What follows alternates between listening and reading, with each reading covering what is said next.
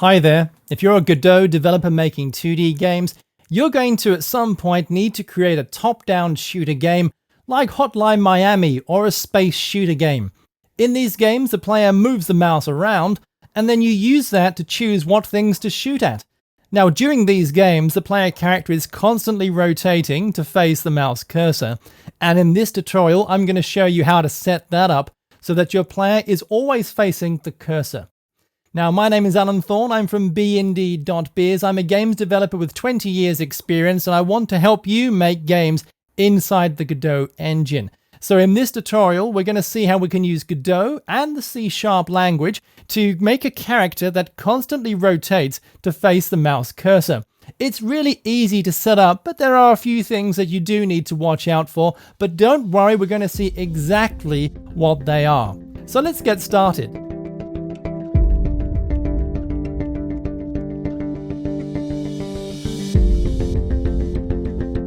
So here I am inside the Godot editor, and we have a spaceship at the center of this scene. Our spaceship is surrounded by lots of floating, cheery space dust that's completely harmless. I set that up by creating a particle system here. So the purpose of this tutorial is to get this spaceship to face the mouse cursor. If I press the play button on the toolbar to take this for a test ride right now, you'll see in the game window that it doesn't matter where I move the cursor, he's not going to face the cursor. That's because we're going to script that part together step by step. Before I do that, you might be wondering how I created this completely black background for this scene. I just want to quickly show you how I did that. I'm going to move up here to the menu, choose Project Settings to display the Project Settings menu. And then in the left-hand side, I'm going to scroll down to the section under Rendering Environment. And right at the top, Default Clear Color. I simply chose and set that to black. That is always going to be the default color background for your 2D scenes. I'm going to close the project settings window here and then select the spaceship because we're going to be adding a script to the spaceship. Now make sure that you do choose the spaceship. It's very important that you select and don't add the script to anything else. So I'm going to select the spaceship here and move to the inspector, and at the bottom right hand side under the script field here, going to click in the drop down and choose New Script. When I do that, I get a new dialog appear. I want to make sure that the scripting language is set to C# here, and then move down to the Path field, and I'm going to name this. I'm going to simply call this Mouse Look, and let me just replace that if I can type today. So Mouse and Look, and then choose Create. Now when that's gone ahead and created the script file, I get this bare bones file that really just contains all of the template stuff. I'm going to delete the comments that are in there. I really don't want to look at these anymore, so delete those here.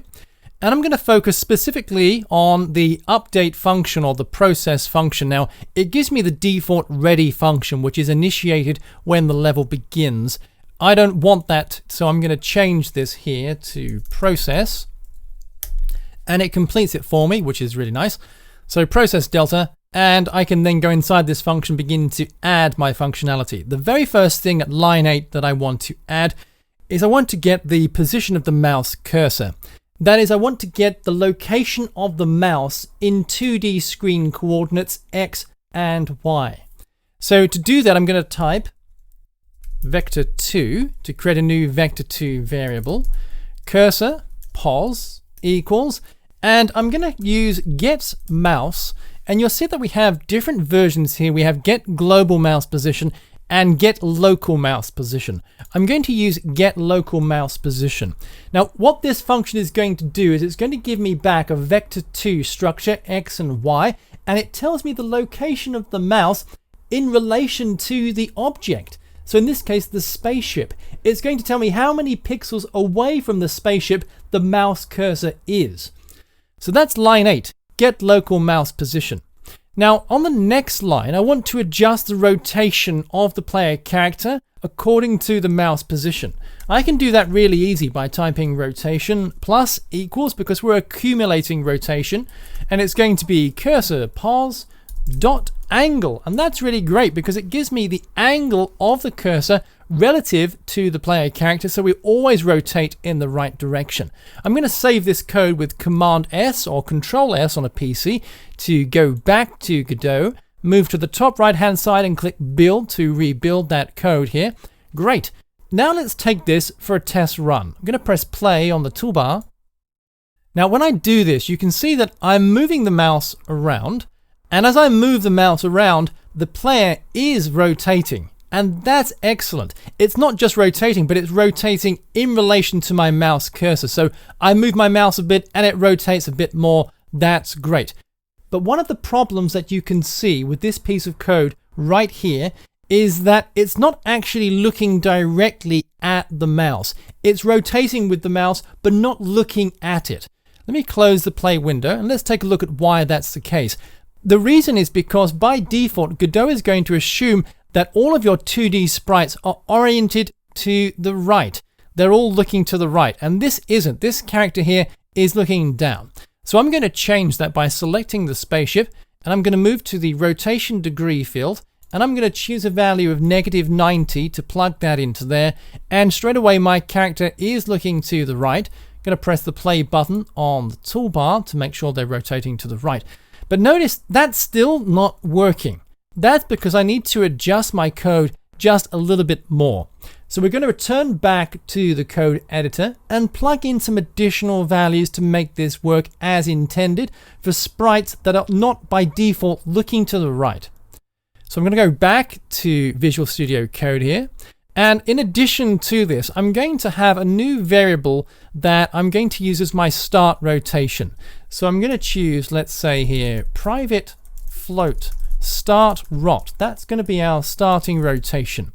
And here inside the ready function, that is when the level begins. So public override void, and I'm going to use the ready function here. And inside the ready function, I'm going to use the start rot field. And I'm going to use that to get my start rotation, which is my rotation here. So when the level begins, it's going to record my rotation. Inside the process function, I'm going to be taking my angle here, but in addition to that, I'm going to be adding on my start rotation, like so. Let's save that code, go back and build that, press play. And now you'll see that the 2D sprite is continually rotating to face the mouse cursor. And this is great. We now have the player character rotating to face the mouse cursor. Great, so I'm going to close the dialog here to return back to the editor. There is one strange thing which I want to avoid. It's not immediately obvious, but I'm going to demonstrate that to you. I'm going to press play again on the toolbar to have our character rotating. Again, everything looks pretty good. But I'm going to go back to this scene tab here and change to remote to access the remote tools so that what I'm seeing here inside the hierarchy panel is not the objects inside the editor, but I can actually preview what's going on inside the running version of my game. Now notice as I rotate the character around, let me just select my spaceship object here. So I'm going to select the spaceship so I can view its properties here inside the inspector. And notice that as I rotate the player character, look at the rotation degrees field. We have right now negative 2,581 degrees is the current rotation of the player's spaceship, an enormous value and not intuitive in any way. If I go back and I close playback of the game and I select the spaceship and I look at that rotation degree field, we begin at a value of negative 90. If I move it all the way to the right, you can see it's 360. And if I move it all the way to the left, it's negative 360. So I want to constrain the rotations within that range, never going above or below that range. So I'm going to switch that back to negative 90 and go back to Visual Studio Code. The way to fix this is simply to insert an additional line at line 17. So I'm going to insert a new line here and I'm going to modify the rotation. So I'm going to use rotation equals mathf.wrap. Now the wrap function is going to allow us to take an input, and it always makes sure that it's within those range of values, and if it goes beyond them, it's going to wrap those values back around to the original ones, so that we're always cycling values within a valid range. So I'm going to use mathf.wrap, and inside that function I'm going to plug in here our rotation, and we want to wrap between a minimum and a maximum, and you can see Visual Studio Code trying to help us out here. It gives us the minimum and the maximum. So the minimum is negative 360 degrees, but we need to specify that to Godot using radians. So I'm going to use mathf.rad2degrees. In fact, it's going the other way around, beg your pardon, it's degrees to rads. So here I'm going to use negative 360. And then for the maximum value, we're going to use 360. So that's going to be mathf.deg2rad, and it's going to be a value of 360.